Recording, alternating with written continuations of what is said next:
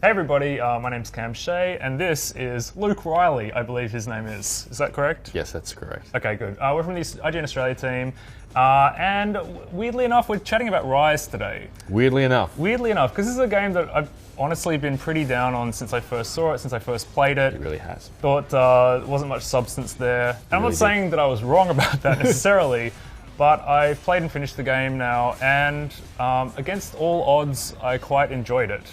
I was surprised. Yeah, and well, I think everybody was surprised.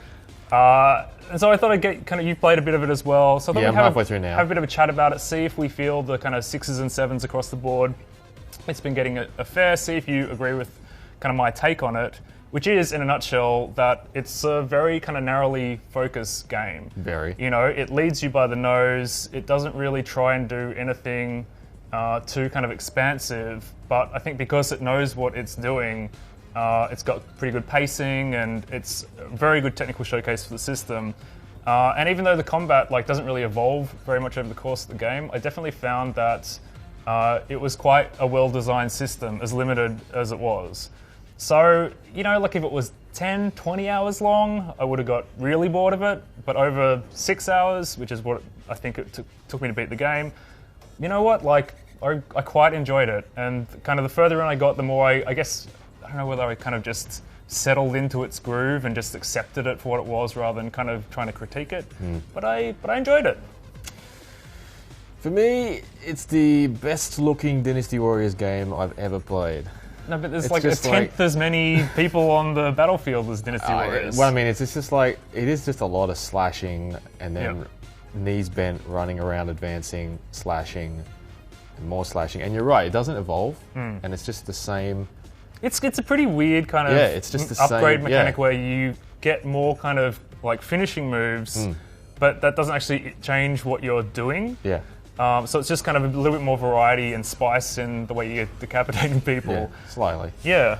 I mean, I think you mentioned this, but it's a really good-looking game, and particularly when you get to some of the middle sections, like I was saying that I've got it to now, where it's lush green forest and sort of these lapping brooks and that sort of stuff, and it's really pretty. And yeah, I mean, it's not a spoiler because there's a lot of footage of it out there, but yeah, the Colosseum is a pretty spectacular setting. I don't know. It's just really kind of.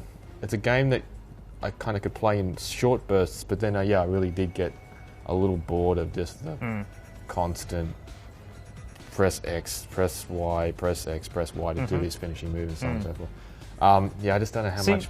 Yeah, for me that became kind of just a means to the end. Yeah. A means to an end, because the kind of point of timing those executions right is boosting your health or your XP, so you can allocate the kind of perk that you get upon kind of hitting those dismemberments and those kills successfully. I left it as health.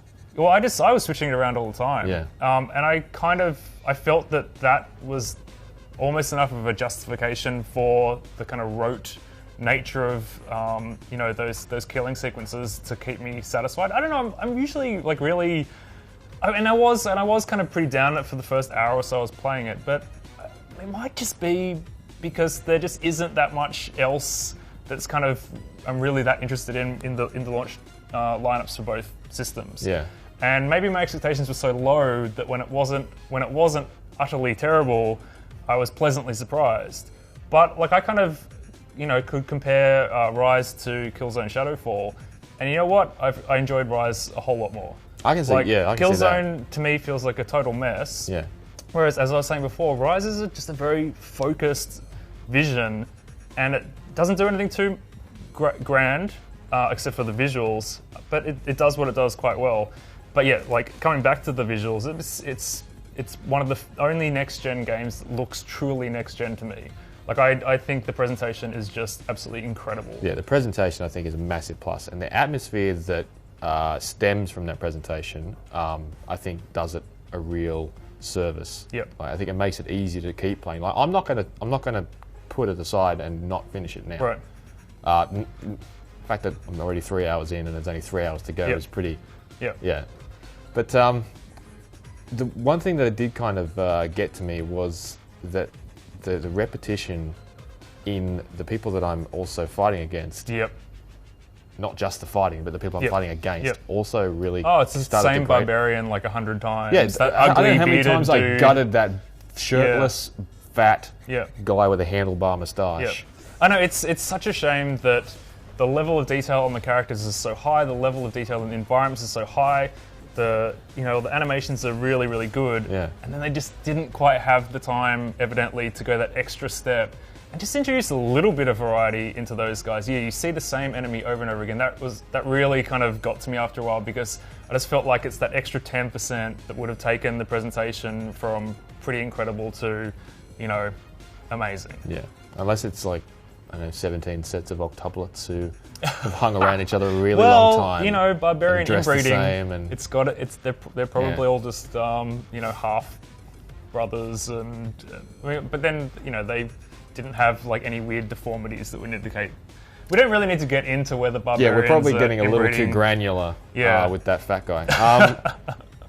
With Ryse, do you feel like it feels to me like I've taken this game from the office, borrowed it from the office, taken it home, and I'm not against finishing it. Mm-hmm. But if you'd have gone out and purchased it, would you feel like a chump?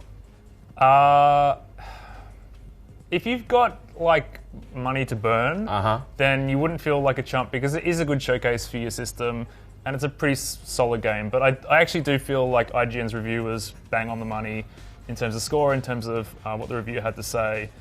And yeah, I too didn't have to pay for the game, and I wouldn't have been happy if I'd paid for it. So there's definitely it's not a game that I would necessarily even recommend. I just quite enjoyed it, and that's against the way I was feeling up until I got my hands on the final game. So yeah, and I even kind of quite enjoyed the story too. I mean, the dialogue's absolutely atrocious. I like his accent. Oh, do you? Yeah, well, I like kind of the pulpy nature of it, like you watch those sort of films about ancient Rome and stuff. Everyone has a British accent for no particular reason whatsoever, and that is the nature of Ryse, where everyone in it's British, and I kind of liked that. It felt kind of old school, I guess. I just liked that there was kind of a bromance running through the game between Marius and Vanilla Icicus, or whatever the hell his name was. I can't really remember. Vaz Defronus. I don't know what the guy's name was. I don't really care either. But I didn't like the kind of the moment-to-moment dialogue. I thought it was really cliched. But the wider story was quite interesting and quite fun. So yeah, I don't know. What else have we got to say? I mean, I don't know. I think like there was a lot said in the lead up about the sort of really basic nature of the combat. It's all about like press this button to counter, press this button to attack, and finishing move. You don't even necessarily need to press anything. You don't have to do anything. It just happens, and it's like, I get all that, and it's kind of similar. Reminds me a bit of Assassin's Creed a little bit. You have the counters, you have your attacks, you do all that sort of stuff, and you feel like you're sort of working to a script, just to get things done. And it certainly works, but I'd like to see like if they really kind of just shoehorn this game into some kind of franchise and we get more of them. I'd definitely like to see Electric Boogaloo. You're saying a lot more sort of nuance to the combat. Not necessarily any more paths to the sort of levels themselves. Like, I get that it's a very linear Call of Duty like kind of game set in ancient Rome. Even those things when you're storming the beach, on the English shores, and your shield. I kind of like those sections. Oh, the turtle shield. Yeah, when you're getting sort of assaulted by arrows and that sort of stuff. But I don't know. It feels like a game that you would borrow from a friend. And then return. Yes, I agree. To said friend. So if we were to say, is Ryse worth your money? Honestly, no. Not really. But it's worth playing, I think. Because what else are you going to play on your Xbox One right now? Apart from Forza, which is awesome. Yeah, Forza's good. Yeah. And Killer Instinct's pretty good too. Yeah. Okay, there's a few things. Yeah. Or sports, if you like sports. Yeah, if you like sports, you're set. Yeah. Well, we don't know how to end these things, do we? No, we don't. For everything else on Ryse, and all those other games that we just trashed, stick with, except for Forza, stick with IGN. Yeah, bye.